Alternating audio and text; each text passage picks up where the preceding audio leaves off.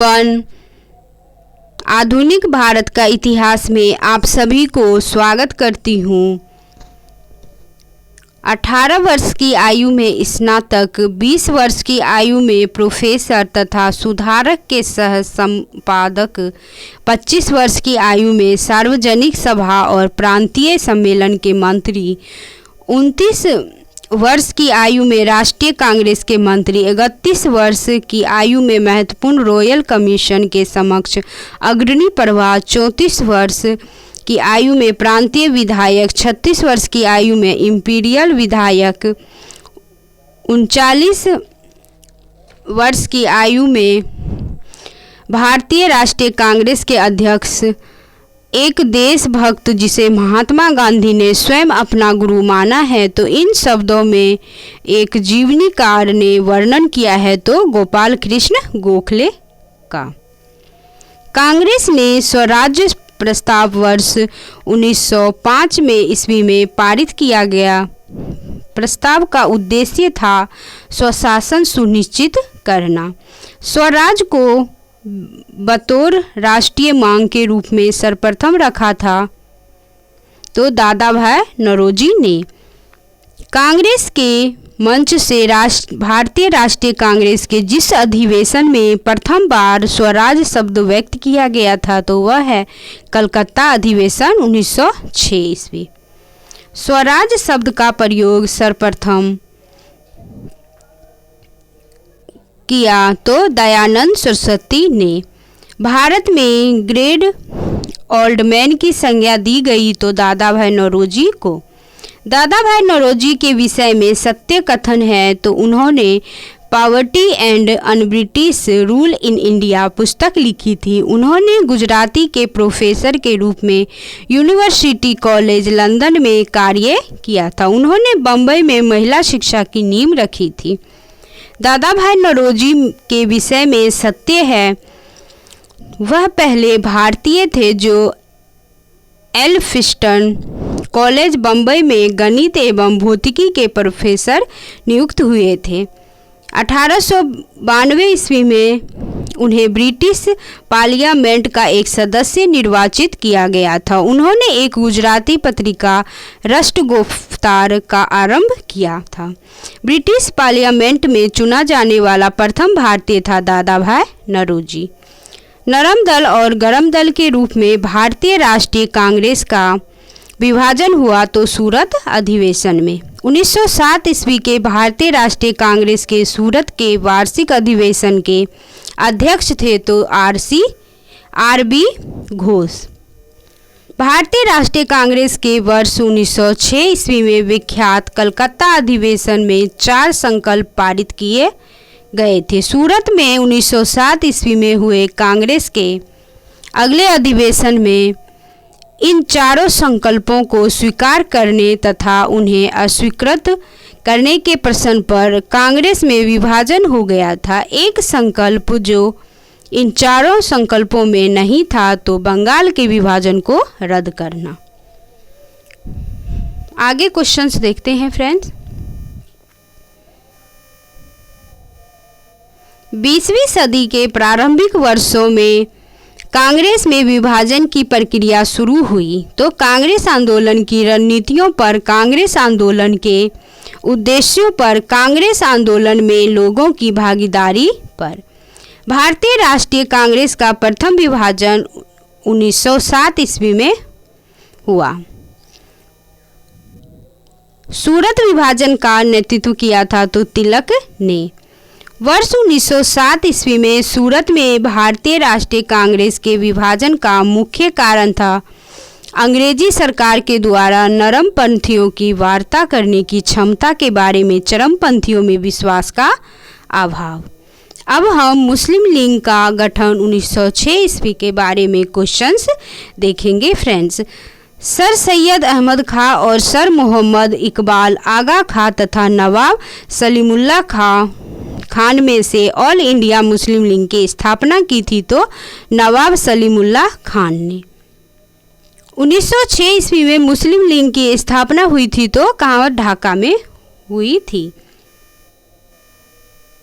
मुस्लिम league का प्रथम अध्यक्ष था तो आगा खा। 1907 ईस्वी में मुस्लिम लीग का वार्षिक अधिवेशन हुआ था तो कराची अधिवेशन में। कथन ए और कथन आर। लीग ने कांग्रेस के मुस्लिम जनता के साथ मिलकर उद्देश्य पूर्ति में लगाने के अधिकार को मानने से मना कर दिया। तो कथन जो ए है वो सही है, परंतु कारण आर जो है ये गलत है। वैसा अधिकार अकेली मुस्लिम लीग का ही था, नहीं, ये जो कारण है जो ये गलत है। भारतीय स्वाधीनता संघर्ष के संदर्भ में सत्य है तो हकीम अजमल खान राष्ट्रवादी तथा चरमपंथी अहरार आंदोलन शुरू करने वाले नेताओं में से थे। भारतीय राष्ट्रीय कांग्रेस के संगठन के समय सर सैयद अहमद खान ने इसका विरोध किया। मौलाना बरकतुल्ला जो है और मौलाना अब्दुल्ला सिंधी काबुल में भारत की अंतकालीन सरकार का गठन करने वालों में से थे। 1906 ईस्वी में लॉर्ड मिंटो से शिमला में मिले मुसलमानों के शिष्टमंडल ने प्रार्थना की मुसलमानों के लिए पृथक निर्वाचक वर्ग। 1908 ईस्वी में अखिल भारतीय मुस्लिम लीग की एक लंदन शाखा की स्थापना हुई अमीर अली की अध्यक्षता में। मार्ले मिंटो सुधार के बारे में क्वेश्चंस देखेंगे फ्रेंड्स। मार्ले मिंटो सुधार बिल पारित किया गया तो 1909 ईस्वी में। 1909 ईस्वी के इंडियन काउंसिल एक्ट में व्यवस्था की गई थी तो सांप्रदायिक प्रतिनिधित्व की। राष्ट्रीय कांग्रेस राष्ट्रीय आंदोलन की अवधि में जिस घटना में मतभेद में बीज थे और वह जिसने अंततः देश का विभाजन कराया थी तो विधानसभाओं में मुसलमानों के लिए पृथक निर्वाचन क्षेत्रों और स्थानों का आरक्षण। नेक्स्ट क्वेश्चंस देखते हैं फ्रेंड्स। दिल्ली दरबार और राजधानी परिवर्तन के बारे में हम अब क्वेश्चंस देखते हैं। ब्रिटिश काल में दिल्ली के पहले भारत की राजधानी थी कलकत्ता। 1912 ईस्वी में जब राजधानी कलकत्ता से दिल्ली लाई गई उस समय भारत का वायसराय था लॉर्ड हार्डिंग। दिल्ली भारत की राजधानी बनी तो 1911 ईस्वी में। नोट: 1911 ईस्वी में बंगाल विभाजन को रद्द कर भारत की राजधानी कलकत्ता से दिल्ली स्थानांतरित करने की घोषणा की गई। 1 अप्रैल 1912 को दिल्ली राजधानी बन गई। वह जिसके राजकीय परिवेश के अवसर पर दिल्ली में बम फेंका गया था तो लॉर्ड हार्डिंग पर। ब्रिटिश शासन के दौरान बिहार को एक अलग प्रांत का दर्जा प्राप्त हुआ तो 1912 ईस्वी में। कांग्रेस का लखनऊ अधिवेशन के बारे में हम अब क्वेश्चंस देखेंगे। दिसंबर 1906 ईस्वी में इंडियन नेशनल कांग्रेस तथा इंडियन मुस्लिम लीग ने एक ही समय अपने अधिवेशन आयोजित किए थे लखनऊ में। 1916 ईस्वी में भारतीय राष्ट्रीय कांग्रेस के लखनऊ अधिवेशन की अध्यक्षता की थी तो AC मजूमदार ने। कांग्रेस और मुस्लिम लीग के बीच प्रसिद्ध लखनऊ समझौता पर हस्ताक्षर हुआ था तो 1916 ईस्वी में। अतिवादियों एवं उदारवादियों के पुनः मिलन की प्रक्रिया में प्रमुख शिल्पी थी तो एनी बेसेंट। वर्ष 1916 ईस्वी में मुस्लिम लीग और कांग्रेस के मध्य समझौता कराया था तो BG तिलक ने। कांग्रेस के 1916 ईस्वी के लखनऊ अधिवेशन में लिया गया मुख्य दूरगामी परिणाम वाला निर्णय था तो मुस्लिम लीग की पृथक निर्वाचन क्षेत्र की मांग स्वीकार की गई। इंडियन नेशनल कांग्रेस और मुस्लिम लीग के बीच मतक्य का काल प्रदर्शित करता है तो 1916 से 1922 ईस्वी के बीच। 1916 के लखनऊ के कांग्रेस अधिवेशन के विषय में सत्य है तो इस अधिवेशन में उदारवादियों और उग्रवादियों के बीच पुनः मेल स्थापित हुआ था। महात्मा गांधी पहली बार चंपारण के किसानों की समस्याओं से अवगत कराए गए। होम रूल लिंग आंदोलन के बारे में अब हम क्वेश्चंस देखेंगे फ्रेंड्स। होम रूल लिंग आंदोलन सर्वप्रथम आरंभ किया एनी बेसेंट ने। 1915 से 16 में 2 होम रूल लिंग आरंभ की गई थी, तिलक एवं एनी बेसेंट के नेतृत्व में।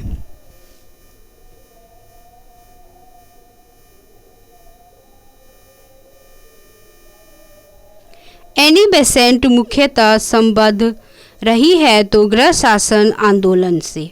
प्रथम विश्व युद्ध के दौरान आंदोलन जो भारत में लोकप्रिय हुआ था वह था होम रूल आंदोलन। Bal Gangadhar Tilak, Annie Besant, M Subramaniam Iyer तथा टी.एस. ओलकॉट में से जिसका योगदान होम रूल लिंग की स्थापना में नहीं था तो टी.एस. ओलकॉट का। सी.आर. दास तथा S. Subramaniam Iyer, Annie Besant तथा बी.जी. तिलक में से होम रूल आंदोलन में नहीं जुड़ा था तो सी.आर. दास। होम रूल समर्थक अपनी राजनीतिक शक्ति का सफलतापूर्वक प्रदर्शन कर सके तो कांग्रेस के 1916 ईस्वी के लखनऊ अधिवेशन में होम रूल आंदोलन भारत के स्वतंत्रता संग्राम के एक नए चरण के आरंभ का घोतक था, क्योंकि इसने देश के सामने स्वशासन की एक ठोस योजना रखी। तिलक तथा एनी बेसेंट द्वारा बनाए गए होम रूलिंगों को एक में मिला दिया गया था तो 1918 ईस्वी में। होम रूल लिंग के संबंध में सत्य है तो सबसे पहले इसकी योजना एनी बेसेंट ने 1914 ईस्वी से 15 ईस्वी में प्रस्तुत की थी। तिलक की होम रूल लिंग महाराष्ट्र, कर्नाटक, मध्य प्रांत एवं बरार तक सीमित थी। तिलक द्वारा स्थापित होम रूल लिंग अधिक शक्तिशाली थी। Annie Besant, A O. Hume, Michael Madhusudan Dutt, R. Palme Dutt में फेमियन आंदोलन का प्रस्तावक था तो एनी बेसेंट। एनी बेसेंट के संबंध में सही कथन है होम रूल आंदोलन प्रारंभ करने के लिए उत्तरदायी थी इंडियन नेशनल कांग्रेस की एक बार अध्यक्षता। गांधी एवं उनके प्रारंभिक आंदोलन के बारे में हम अब क्वेश्चंस देखते हैं फ्रेंड्स। करमचंद गांधी दीवान थे पोरबंदर, राजकोट एवं बीकानेर के। महात्मा गांधी के पदार्पण से पूर्व भारत में राष्ट्रीय आंदोलन की दिशा को जिन अंतर्राष्ट्रीय घटनाओं से ने प्रभावित किया था तो वह है 1898 ईस्वी के इटली एबिसिनिया युद्ध ने, चीन के बॉक्सर आंदोलन ने, आयरलैंड के क्रांतिकारी आंदोलन ने, रूस जापान के युद्ध में जापान की विजय ने। दक्षिण अफ्रीका में रहने की अवधि में महात्मा गांधी ने जिस पत्रिका का प्रकाशन किया उसका नाम था इंडियन ओपिनियन।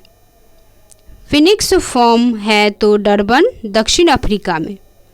एम.के. गांधी समर्थक थे तो दार्शनिक अराजकतावाद। गांधी जी के राम राज्य के युगल सिद्धांत थे तो सत्य और अहिंसा।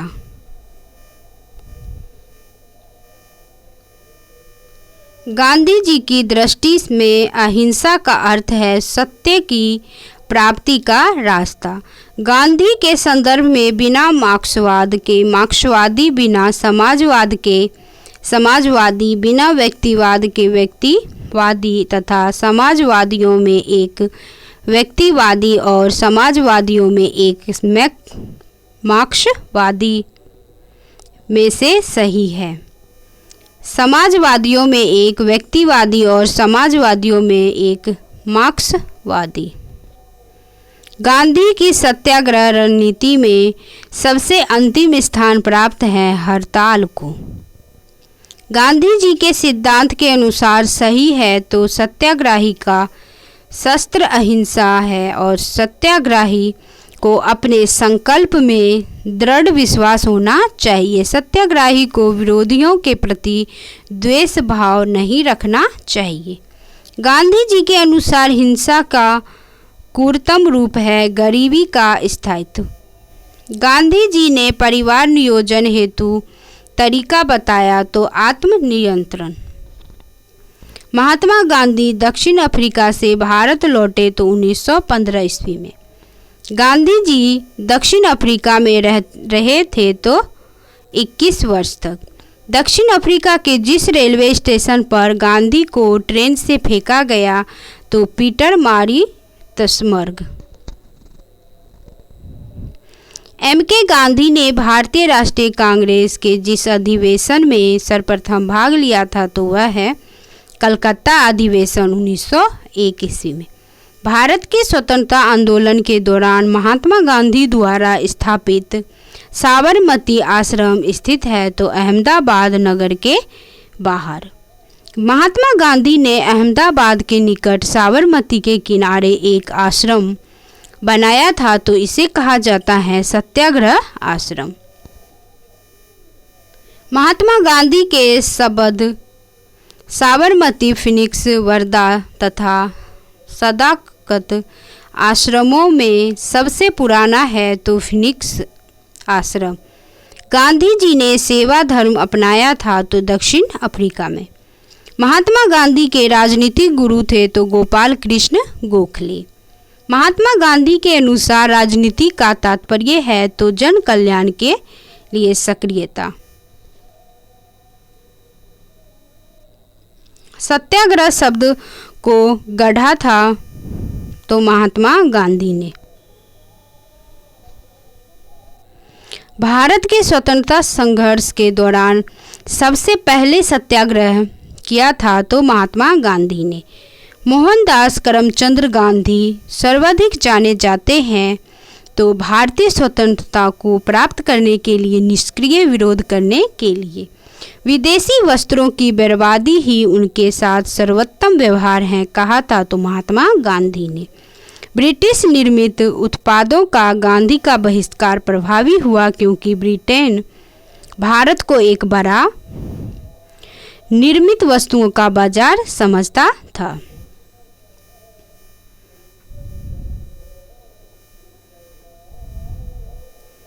महात्मा गांधी के राजनीतिक जीवन की घटनाओं का कालक्रम है। चंपारण, उसके बाद अहमदाबाद मिल हड़ताल, खेरा असहयोग आंदोलन। महात्मा गांधी के बारे में सही है तो उन्होंने अपनी प्रारंभिक शिक्षा राजकोट में प्राप्त की थी। कस्तूरबा के साथ उनका विवाह 13 वर्ष की आयु में हुआ था। उन्होंने विधि का अध्ययन द इनर टेम्पल लंदन में किया था। ये रस्किन की पुस्तक अनटू दिस लास्ट, पुस्तक का नाम है अनटू दिस लास्ट से सर्वाधिक प्रभावित हुए। महात्मा गांधी ने कहा था कि उनकी कुछ सबसे गहन धारणाएं अनटू दिस लास्ट नामक पुस्तक में प्रतिबिंबित होती हैं और इस पुस्तक ने उनके जीवन को बदल डाला। इस पुस्तक का वह संदेश जिसने महात्मा गांधी को बदल डाला तो व्यक्ति का कल्याण सबके कल्याण में निहित है। व्यक्ति का कल्याण सबके कल्याण में निहित है। गांधीवादी विचारधारा प्रभावित रही है तो रस्किन, थोरो एवं टॉल्स्टॉय से। विदेशी आंदोलन, खिलाफत आंदोलन और व्यक्तिगत सत्याग्रह आंदोलन तथा भारत छोड़ो आंदोलन में से जिस आंदोलन से गांधी जी संबंधित नहीं थे तो वो स्वदेशी आंदोलन से। भारत छोड़ो आंदोलन सविनय अवज्ञा, बारदोली एवं खेरा सत्याग्रहों में जिसका नेतृत्व महात्मा गांधी ने नहीं किया था तो बारदोली सत्याग्रह का गांधी के संदर्भ में सही है तो जाति विहीन अछूतों की दिशा में सुधार के लिए कठोर संघर्ष किया। असहयोग आंदोलन शुरू किया तो सविनय अवज्ञा आंदोलन शुरू किया।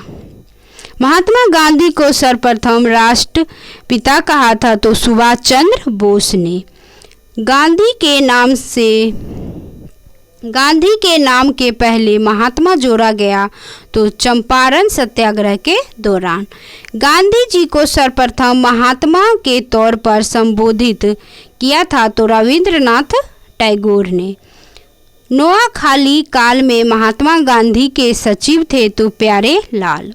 राजकोट सत्याग्रह, खेरा सत्याग्रह, वाईकोम सत्याग्रह तथा असहयोग आंदोलन में से जिस सत्याग्रह आंदोलन में गांधी जी ने प्रत्यक्ष रूप से भाग नहीं लिया तो वाईकोम सत्याग्रह में भाग नहीं लिया गांधी जी ने। महात्मा गांधी का छत्तीसगढ़ में प्रथम आगमन हुआ था तो 20 दिसंबर 1920 ईस्वी को। गांधी के अनुयायियों A.N. सिन्हा, ब्रजकिशोर प्रसाद, J.P. कृपलानी एवं राजेंद्र प्रसाद में से वह जो पेशे से एक शिक्षक था तो राजेंद्र प्रसाद।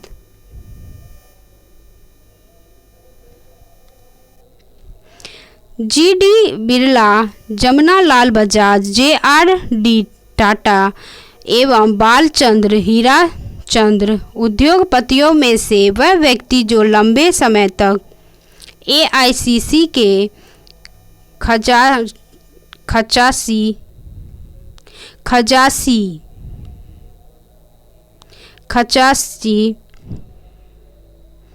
खजासी रहे और वर्ष 1930 में जेल भी गए तो जमनालाल बजाज।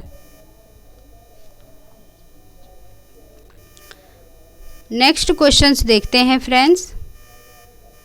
भारतीय कपड़ा व्यापारी, बैंकर, कांग्रेसी तथा महात्मा गांधी का निकट सहयोगी है तो यह विवरण है जमनालाल बजाज का। स्वाधीनता आंदोलन के दौरान महात्मा गांधी के करीबी अंग्रेज मित्र थे तो रेड चार्ली एंड्रूज। वह कारागार जिसे गांधी जी ने मंदिर का नाम दिया था तो यरवदा।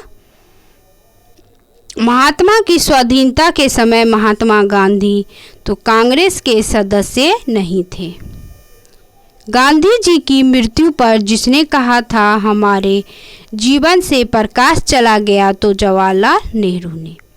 गांधी जी को वन मैन बाउंड्री फोर्स कहकर संबोधित किया तो माउंटबेटन ने।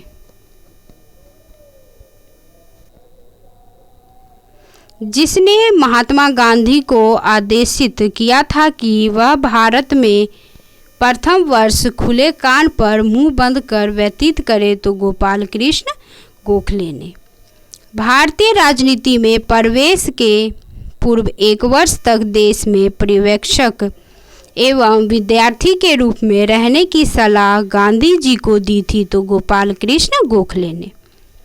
गलत साधन हमें कभी भी सही उद्देश्य तक नहीं ले जाते हैं तो यह कहा करते थे M.K. गांधी। जो नैतिक दृष्टिकोण से गलत है वह राजनीति दृष्टिकोण से कभी सही नहीं हो सकता है तो इस सिद्धांत के प्रबल समर्थक थे M.K. गांधी। गांधी जी ने अपना पहला सत्याग्रह आरंभ किया तो मजदूरों को कम वेतन दिए जाने के विरुद्ध। वह आंदोलन जिसमें महात्मा गांधी ने पहली बार भूख हड़ताल का प्रयोग हथियार के रूप में किया था तो अहमदाबाद की हड़ताल। महात्मा गांधी ने भारत में अपना पहला जनभाषण दिया था तो वाराणसी में। गांधी जी ने बंधुआ मजदूरों को मुक्त कराने का प्रथम अभियान आरंभ किया था तो चंपारण से। 1917 से 18 ईस्वी में अहमदाबाद में गांधी जी द्वारा चलाए गए सत्याग्रह में हिस्सा लिया था तो मजदूर वर्ग ने। महात्मा गांधी का वह संघर्ष जो औद्योगिक श्रमिकों से संबंधित था तो अहमदाबाद संघर्ष। अहमदाबाद सत्याग्रह आरंभ किया गया था तो सूती मिल कामगारों के लिए। गांधी जी के ट्रस्टीशिप के सिद्धांत के प्रतिपादक के संबंध में सही युग्म है तो दक्षिण अफ्रीका 1903 ईस्वी। गांधीवादी अर्थव्यवस्था के विषय में सही कथन है तो ये अहिंसा पर आधारित अर्थव्यवस्था पर बल देते थे और केंद्रीकरण, शोषण और असमानता को जन्म देता है। अतः अहिंसक सामाजिक संरचना केंद्रीकरण विरोधी है। वे भारत में मशीनीकरण के पक्षधर नहीं थे। नेक्स्ट क्वेश्चंस देखते हैं फ्रेंड्स।